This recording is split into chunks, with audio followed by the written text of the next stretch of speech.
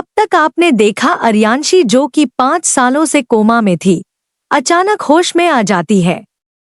उसे याद नहीं आता कि उसके साथ क्या हुआ था।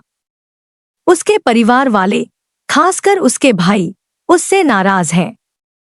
धीरे धीरे अर्यांशी को पता चलता है कि उसकी मां ने उसके पिता को छोड़ दिया है और वह दूसरी शादी करने वाली है। अर्यांशी अपने परिवार को वापस लाने और उन लोगों से बदला लेने का फैसला करती है जिन्होंने उसके घर को बिखेर दिया। क्या अर्यांशी अपने मकसद में कामयाब होगी? क्या वह अपने परिवार को वापस पा सकेगी? अब आगे।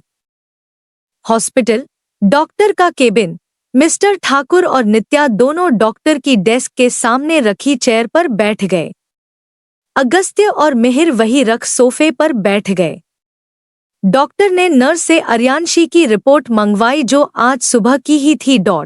रिपोर्ट्स भी कुछ देर में आ गई। उन्हें स्टडी करते हुए डॉक्टर मेहता बोले, मिस्टर ठाकुर, अगर मैं गलत नहीं हूं तो आपकी बेटी का ये दूसरी बार एक्सीडेंट हुआ है। हाँ डॉक्टर, इससे पहले एक बार उसका एक्सीडेंट हुआ था जब वो बस 15 साल की थी, अभिमन्यु ने जल्दी से कहा। उनके चेहरे पर टेंशन और चिंता साफ दिख रही थी। ऐसा ही हाल नित्या और उनके दोनों बेटों का भी था। देखिए, आपकी बेटी वैसे तो ठीक हो चुकी है, लेकिन क्या डॉक्टर? नित्या ने बेचैनी से पूछा। देखने से और ऑब्जर्व करने से तो यही लग रहा है कि आपकी बेटी को शॉर्ट टर्म मेमोरी लॉस हुआ है। इन 5 सालों में जो भी हुआ वो सब भूल चुकी है, पर वो एकदम नॉर्मल बिहेव कर रही है, तो कोई दिक्कत वाली बात नहीं है। वो अभी भी आप सभी को पहचान पा रही है।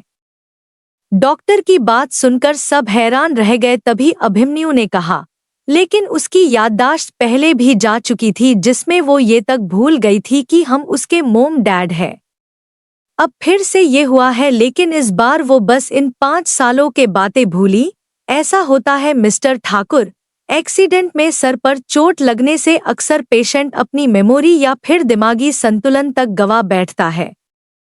ये उसका माइंड होता है जो ज्यादा प्रेशर डालने पर या चोट लगने पर उस इंसान की मेमोरी को हटा देता है, जिससे आगे जाकर उसके दिमाग पर कोई खतरा ना हो।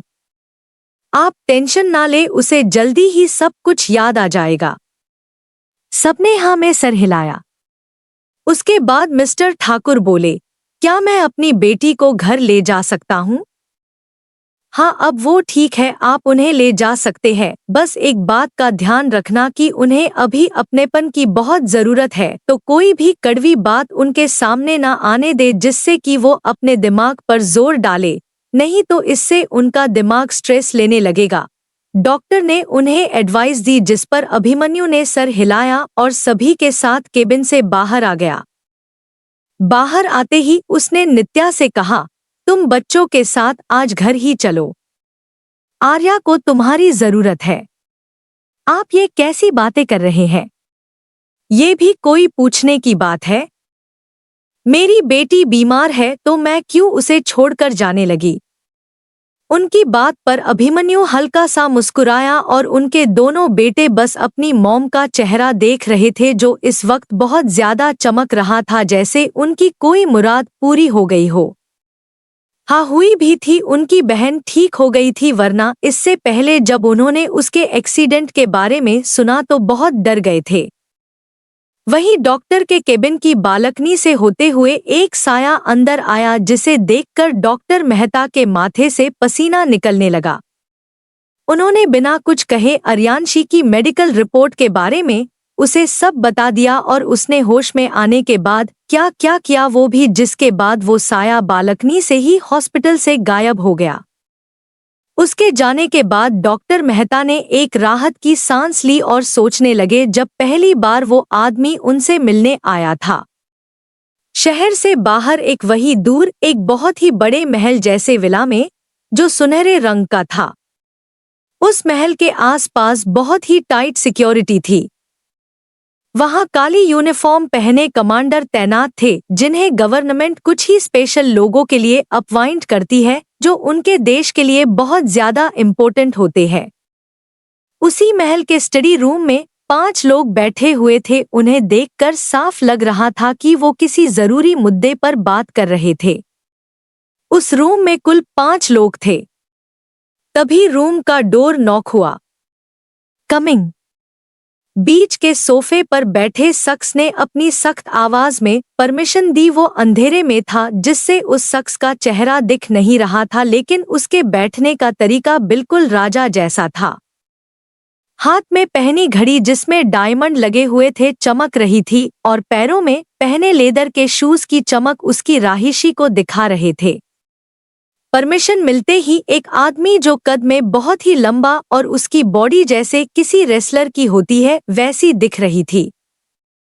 उसने अंदर आकर सर झुकाया और बोला, मास्टर, उसे होश आ गया है। इतना कहकर वो आदमी चुप हो गया। आगे एक सर्द आवाज उसके कानों में पड़ी, जिसके बाद उसने बोलना शुरू किया। उसकी याददाश्त चली गई है और उसे एक्सीडेंट के बारे में कुछ भी याद नहीं है। पर क्या? पर मास्टर, उनकी खोई हुई मेमोरी वापस आ गई है और वो बिल्कुल पहले की तरह ही अपनी फैमिली से प्यार से पेश आ रही है।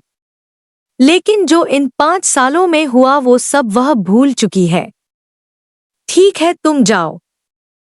अपने मास्टर का ऑर्डर सुनकर वो आदमी जिसे अर्यांशी के पीछे लगाया था, वो सर झुकाकर वहां से ऐसे गायब हुआ जैसे कभी वहां आया ही नहीं था। ये वही साया था जो डॉक्टर के केबिन में अर्यांशी के बारे में उनसे पूछ रहा था।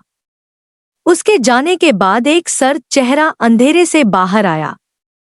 बेहद दिलकश नशीली हेजल ग्रीन आंखें, perfect features, handsome face, perfect body जो उसे सेक्सी लुक दे रही थी, और कभी ना जाने वाला उसका वह कोल्ड लुक जो उसकी सुंदरता को और ज्यादा बढ़ा रहा था। उसकी सुंदरता ऐसी थी जैसे खुद कामदेव धरती पर दूसरा रूप लेकर उतर आए हो। उसकी आभा बहुत ही भयानक एहसास दे रही थी। कमरे में मौजूद उसके भाई बहन और दोस्तों ने भी उसके ऑरा में चेंज फील कर लिया था। भाई, मुझे तो लगता है कि उस लड़की की फिर से इस बार कोई नई चाल है आपके करीब आने की। अगर आपने रोका नहीं होता तो उसी दिन मैं उसके ऊपर गाड़ी चढ़ा चुकी होती। ये लड़की है राणावत खानदान की खानदानी बेटी रीवा राणावत, आनिक्य राणावत की सौतेली बहन। सबकी लाडली है क्योंकि घर में सबसे छोटी वही है, इसलिए उसे लाड़ में इतना बिगाड़ दिया गया है कि सही और गलत कुछ नहीं समझती, बस अपने भाई की पावर का रुतबा दूसरों पर जमाती है, उन्हें परेशान करके या डरा धमकाकर। इन्हें अर्यांशी से नफरत है क्योंकि उसकी वजह से ही वो अपने क्रश से शादी नहीं कर पाई और उसकी शादी किसी और से हो गई, और इसी नफरत में इसने ड्रिंक करके उसका एक्सीडेंट कर दिया, जिसके बाद वो डर गई और वहां से भागकर सीधा अपने भाई के पास आ गई, क्योंकि एक वही था जो उसे बचा सकता था, नहीं तो ठाकुर फैमिली भी उनसे किसी भी मामले में कम नहीं थी। लेकिन आनिक्य राणावत का मिस्टीरियस बैकग्राउंड ही इकलौती वजह थी राणावत ग्रुप ऑफ कंपनीज का ठाकुर कॉरपोरेशन से एक कदम आगे होने की। तुम अपनी बकवास बंद करो। कोई जो जिंदगी और मौत से बचकर आया हो उसे होश आते ही इतना वक्त नहीं मिल जाता जो वो साजिश करना शुरू कर देगा। जिसने ये कहा था वो उन सब में सबसे शांत और गंभीर इंसान था। कार्तिकेय राणावत, आनिक्य राणावत का बड़ा भाई और वर्ल्ड क्लास हार्ट सर्जन। उसे कभी भी रीवा पसंद नहीं थी क्योंकि वो अपनी माँ के कहे पर चलती थी, जबकि उसका छोटा भाई सही गलत नहीं देखता था अगर बात उनके करीबी की हो तो। पर वो ऐसा नहीं था, उसके लिए जो सही था वो सही ही है और जो गलत गलत। फिर चाहे उसके सामने कोई फैमिली मेंबर हो या फिर बाहर वाला। भाई, आपको हमेशा मुझसे ही प्रॉब्लम होती है। अब तो ये दिन भी आ गए हैं कि उस बिगड़ैल और चालक लड़की की वजह से आप मुझे सुना रहे हैं। कहीं आप उसकी सुंदरता से पिघल तो नहीं गए? रीवा ने अपने आंखों को छोटी छोटी करते हुए सामने बैठे अपने बड़े भाई से शक से पूछा। अपनी बकवास बंद करो। कार्तिकेय ने अपनी सर्द आवाज में उसे डांटा, जिसके बाद रीवा डरकर चुप हो गई। तभी सबको एक हंसी की आवाज सुनाई दी और उनकी नजर उसी दिशा में चली गई, सिवाय आधे अंधेरे में बैठे उस ठंडे राजा के। दरवाजे पर टिककर खड़ा लड़का, जो दिखने में बहुत ही स्टाइलिश था और बहुत ही हैंडसम, पेट पकड़कर हंसे हुए रीवा के पास आया और उसके सर पर हल्का मारकर बोला, पागल लड़की, तुम्हें नहीं लगता कि मजाक भी ऐसा करना चाहिए जिसे हम पचा सके? कार्तिकेय भाई, वो भी उस घमंडी चुड़ैल के साथ? कभी नहीं, ये तो सपने में भी नहीं हो सकता। यहाँ तक कि मैं खुद भी उसकी सुंदरता को भाव नहीं दे सकता। आखिर वो है ही इतनी इरिटेटिंग और बिगड़ी हुई कि उसे देखते ही मेरा मन उस जगह से भागने को करता है। आपने बिल्कुल सही कहा भाई, बस वो तो कार्तिकेय भाई उसकी साइड ले रहे थे, इसलिए मेरे मुंह से अचानक से निकल गया। रीवा ने अपने सामने खड़े लड़के जी की, उसका तीसरा लेकिन सगा भाई था, उससे कहा, इनसे मिलिए, ये है राणावत खानदान के सबसे छोटे बेटे रिवान राणावत। इनकी पता नहीं अर्यांशी से क्या दुश्मनी है कि हर वक्त उसको ताना मारते रहते हैं, और जब उसकी बात हो भी नहीं रही हो तो कुछ ना कुछ कहकर उसका टॉपिक छेड़ ही देते हैं। 3 भाइयों और रीवा के अलावा वहां और 2 लोग थे जो उन सबके बचपन के दोस्त हैं और ज्यादातर एक साथ ही रहते हैं। रीवा वो जैसी भी हो, पर उसने कभी भी तुम्हारी तरह नफरत में आकर किसी की जान लेने की कोशिश तो नहीं की है। आनिक्य के बगल वाले सोफे पर बैठे लड़के ने कहा, जिसका ऑरा भी किसी से कम नहीं था। तो ये है आनिक्य राणावत के सबसे खास दोस्त वर्धान राजवंश। राजवंश फैमिली का बेटा और उनका अगला हेड। इनकी फैमिली पॉलिटिक्स और अंडरवर्ल्ड से जुड़ी हुई है। इनका खानदानी ज्वेलरी का बिजनेस है। रीवा को वर्धान का ये कहना चुभ गया और उसे शर्मिंदगी महसूस होने लगी, जिसके बाद उसकी नज़र सबके बीच में किसी राजा की तरह एक पैर पर पैर चढ़ाए बैठे अपने भाई को देखने लगी, इस उम्मीद में कि वो उसके लिए कुछ कहेंगे, पर जैसे वो कुछ कहना ही ना चाहते हो, इसलिए उसकी तरफ देख भी नहीं रहे थे। रीवा उदास हो गई। उसके पास कोई जवाब नहीं था, क्योंकि अर्यांशी कितनी भी घमंडी, बिगड़ैल, जिद्दी, दूसरों को परेशान या पागल जैसी हरकतें करने वाली हो, लेकिन उसने कभी किसी की जान नहीं ली थी और ना कोशिश करी थी। वर्धान जाने दो, वो छोटी है, नादान है, उससे गलती हो गई। उसी के बराबर में बैठे दूसरे लड़के ने कहा, अच्छा तो ये छोटी है? उसने अपने बगल में बैठे दोस्त को देखकर पूछा, जिसने असमंजस में सर हिला दिया।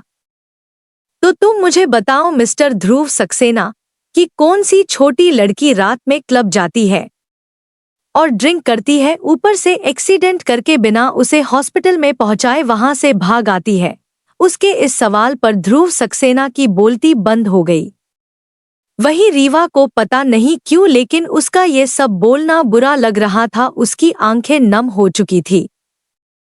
ध्रुव सक्सेना, जिनकी पूरे देश भर में होटल्स की चैन है और वो खुद भी एक बेहतरीन शेफ है। उसकी फैमिली में सभी शेफ ही है, इसलिए ये कहना गलत नहीं होगा कि ये उनका फैमिली टैलेंट है जो सबको मिलता ही है। तभी वर्धान ने फिर से कहा, ये डबल स्टैंडर्ड तुम लोगों को ही अच्छा लगता होगा, पर मुझे नहीं। आज से पहले तुम सबने उसकी इंसल्ट की, बुरा भला कहा, यहाँ तक कि इस रीवान ने तो कितनी बार उसे अलग अलग तरीके से टॉर्चर किया, जबकि उसकी इतनी भी बड़ी गलती नहीं होती थी। बस उसकी गलती ये थी कि वह चांद को पाने की कोशिश कर रही थी, जो सिर्फ अंधेरे में अकेला है। तारे उसे देख तो सकते हैं लेकिन पा नहीं सकते। ये कहकर वर्धान ने आनिक्य को एक नजर देखा और उठकर वहां से चला गया।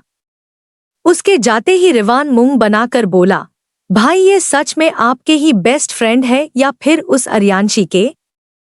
जब देखो तब उसकी तरफदारी करते रहते हैं। उसे छोड़ो, वो ऐसा ही है।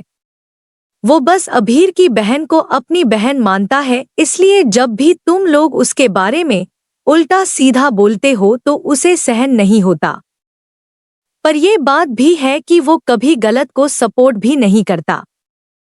जब अर्यांशी हमारे आनिक्य के पीछे पड़ी थी और उसने उसे सबके सामने ये सोचकर प्रपोज किया था कि वो मना नहीं करेगा, लेकिन उसकी वही गलतफहमी ठाकुर और राणावत परिवार के बीच दुश्मनी का बीज बो रही थी। उस दिन जब आनिक्य ने उसके प्रपोजल को रिजेक्ट किया और उसकी इतनी इंसल्ट की, ये सोचकर कि वो दोबारा उसे परेशान ना करे, लेकिन वो नहीं मानी और तरह तरह के आइडिया के साथ उसे इम्प्रेस करने में लग गई। उसी पल से तो हमारा दोस्त हमसे दूर हो गया। ये सब कहते हुए ध्रुव उदास हो गया। आप चिंता मत करो ध्रुव भाई, एक दिन अभीर भाई को भी समझ आ जाएगा कि गलती हमारी नहीं उनकी बहन की है, रीवा ने गुस्से से कहा। नहीं रीवा, इस बार गलती तुम्हारी है। तुम्हें गुस्से में उसका एक्सीडेंट नहीं करना चाहिए था। मैं ये बात अच्छे से जानता हूँ कि तुम इतने भी नशे में नहीं थी, तुमने जानबूझकर वो सब किया था और जब एक्सीडेंट के बाद भीड़ उस तरफ आने लगी तो तब तुम वहां से भागी थी, वरना उससे पहले तो तुम बहुत मजे से उसे रोड पर खून से लथपथ पड़ा हुआ देख रही थी। कार्तिकेय की बात सुनकर सभी शौक रह गए, वही रीवा डर से कांप गई। उसने अपनी नजरें उठाकर बीच में बैठे अपने उस भाई को देखा जिससे वो सबसे ज्यादा डरती थी। आनिक्य के चेहरे पर कोई भाव नहीं था, वो एकटक अपने हाथ में पकड़े वाइन के ग्लास को घूर रहा था। उसे देखकर रीवा समझ चुकी थी कि उन्हें सब कुछ पहले से ही पता था, इसलिए आज उनके दोस्त ने उसे इतना सुनाया फिर भी वो चुप रहे। भाई, आई एम सॉरी। मैं उसे मारना नहीं चाहती थी, बस उसे एक सबक सिखाना चाहती थी। उस दिन हम क्लब गए थे क्योंकि मेरे दोस्त अजीत की बैचलर पार्टी थी, जो मेरा क्रश था, जिसे मैं बहुत पसंद करती थी, लेकिन उस अर्यांशी, ये नाम लेते ही उसकी आंखें नफरत से भर गई, जिसे वहां मौजूद सभी ने बखूबी देख लिया था। उसने सबके सामने कह दिया कि मैं अजीत को पसंद करती हूँ, जिसके बाद सभी मुझे मजाक की नजरों से देखने लगे और अजीत की वुड बी वाइफ, जो हमारे ही कॉलेज से है, उसने मुझे सबके सामने नीचा दिखाया, ये कहकर कि मैं अजीत को डिजर्व ही नहीं करती थी, इसलिए उसने उसे चुना और मुझे नहीं। रीवा की आंखों से आंसू बहने लगे। अपनी बहन को रोता देखकर रिवान ने उसे गले लगा लिया। फिर अपने दोनों भाइयों को देखकर बोला, जान लिया आपने, वो अर्यांशी, उसने अपनी इंसल्ट का बदला हमारी बहन से लिया, उसे उसके पूरे कॉलेज के सामने बेइज्जत करके। तो अगर गुस्से में उससे ये हो गया तो क्या ही गलत हुआ। कार्तिकेय ने कुछ नहीं कहा, उसकी नजर आनिक्य पर थी, जो शांत तो था लेकिन वो जानता था कि ये तूफान से पहले वाली शांति है। रीवा की नजर भी उस पर थी। उसने अपने आंसू पोंछे और रिवान की बाहों से बाहर निकल गई। वो ठीक आनिक्य के सामने खड़ी होकर बोली, आपने एक बार कहा था ना कि मैं इस राणावत खानदान का मान और इज्जत हूँ, तो भाई आज उसी इज्जत को उसने भरी महफिल में नीलाम किया है।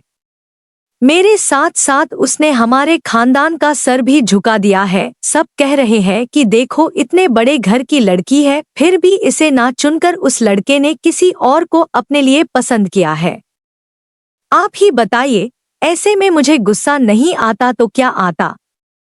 मेरा खून खोल गया था और वो अर्यांशी हंस रही थी मुझ पर। अगर आप सच में मुझे अपनी बहन मानते हैं तो मेरी बेइज्जती का बदला लीजिए, और जैसे मैं सबके सामने मजाक बनी थी, उससे भी बदतर हाल करना चाहती हूं मैं उसका। अपनी बात कहने के बाद रीवा वहां से रोते हुए ही गुस्से में पैर पटकते हुए चली गई। रिवान भी उसके पीछे चला गया। अब उस रूम में सिर्फ 2 लोग बचे थे। कार्तिकेय ने अपने भाई को देखा, जिसका चेहरा इस वक्त बहुत ही खतरनाक लग रहा था। वो समझ गया था कि अब अर्यांशी को उसके गुस्से से कोई नहीं बचा सकता, और अगर अभी उसने उसे समझाया तो वो उल्टा और ज्यादा भड़क जाएगा, जिसका अंजाम पहले वाले से भी ज्यादा भयानक हो सकता है।